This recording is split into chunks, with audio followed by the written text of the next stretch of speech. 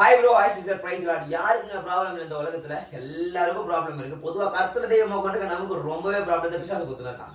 ஆனாலும் இந்த காலை வேளையில கர்த்தருடைய வார்த்தை கேட்கிறேன், மகனே மகளே, உனக்கு கூட நான் இருக்கேன், உன் கூட இருக்கேன். அந்த ப்ராப்ளத்தை நொறுக்க போறேன்னு சொல்லி தான் வார்த்தையில பேசுறது. நான் பேச நல்லா இருக்காது, நான் பேசினா சுத்தமா நல்லா இருக்குது. வார்த்தைக்குள்ள போயிருக்கேன். அவர் பேசினா சூப்பரா இருக்கும். கேளுங்க. செப்பனியா 3ஆம் அதிகாரம் 15 கடைசி பாயிண்ட் தான் படிக்க போறேன். கர்த்தர் உங்கள் நடுவில் இருக்கிறார், இனி தீங்க காணாத இருப்பார். ஆமென். எத்தனை பேர் புரியுது? அவர் உங்க நடுவில் இருக்காரு, நம்ம நடுவில் இருக்காரு. ப்ராப்ளம் ஃபேஸ் பண்ண தெரியாம நிறைய பேர் இல்லை, காணா போயிட்டாங்க.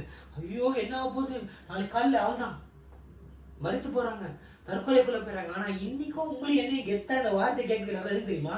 உங்களை என்னை கொஞ்சம் நிறைய வச்சிருக்காரு. படைச்சவர் சும்மாலாம் விட மாட்டாரு. I have a great plan about you. கவலைப்படாதீங்க, ப்ராப்ளத்தை தூக்கி நொறுக்கிடுவார் அவர். அதான் சொல்றாரு, உங்க நடுவில் மாத்திரம் இல்ல, இனி அந்த தீங்கான ப்ராப்ளத்தெல்லாம் நொறுக்கி போறாரு. விசுவாசிக்கிறீங்களா? விசுவாசத்தோட நண்பு மகனே மகளே, விசுவாசத்தோட ஒவ்வொரு நாளும் உன் கூட நான் இருக்கிறேன்றதை விசுவாசி. உன் ப்ராப்ளத்தை நான் முறிப்பேன் விசுவாசின்னு சொல்லி நான் சொல்ல, ஆண்டவர் சொல்றாரு. விசுவாசிக்கிறீங்களா? விசுவாசத்தோட இருங்க. ஓகே, ப்ராப்ளம்லாம் ஒண்ணுமே கிடையாதுங்க. சும்மா பிசாசு அப்பப்போ வந்து பயமுறுத்தி சீனை போட்டு இருப்பான். வேலைக்கே வந்து அதெல்லாம் கர்த்தருக்கு முன்னாடி எல்லாமே வேலைக்கு ஆகுது. ஸோ அவர் நடுவில் இருக்காரு. அப்படியே அக்கினி ஜாலை மாதிரி பற்றி இருந்து எல்லாத்தையும் அடிச்சு நெருக்கப்படுறாரு. விசுவாசிக்கிறீங்களா? விசுவாசத்தோட நாள தொடங்க, அக்கினியாய் பற்றி இருந்து ஓட ஆரம்பிங்க. கர்த்தரை பார்த்துப்பார். இதனால எல்லாம் கர்த்தருக்கு சுத்திரம். ஆமென். அல்லேலூயா. Love you.